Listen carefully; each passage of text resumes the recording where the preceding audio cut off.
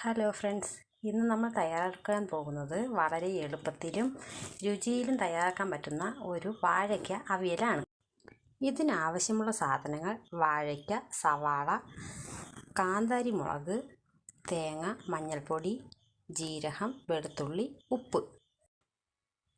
വാഴയ്ക്കയും സവാളയും നമുക്കിതുപോലെ അരിഞ്ഞ് റെഡിയാക്കി എടുക്കാം. അതിനുശേഷം നേരത്തെ പറഞ്ഞ ആ കൂട്ടുകളെല്ലാം ചേർത്ത് അരച്ചെടുക്കണം. അതിനുശേഷം കറി വയ്ക്കേണ്ട പാത്രത്തിൽ വാഴയ്ക്കയും സവാളയും കറിവേപ്പിലയും ഉപ്പും ആ കൂട്ടും കുറച്ച് വെള്ളവും ചേർത്ത് ഇതുപോലെ റെഡിയാക്കി എടുക്കാം. ഒരടപ്പ് വച്ച് മൂടി വയ്ക്കണം. അടപ്പ് തുറന്ന് വാഴയ്ക്ക വെന്തിട്ടുണ്ടോ എന്ന് നമുക്ക് നോക്കാം. വെന്തിട്ടുണ്ടെങ്കിൽ അവിയൽ പാകമായി എന്നാണ് അർത്ഥം. ഈ കറിയിൽ അല്പം പച്ച വെളിച്ചെണ്ണയും കൂടി ചേർത്ത് കൊടുത്താൽ ടേസ്റ്റ് കൂടിക്കിട്ടും.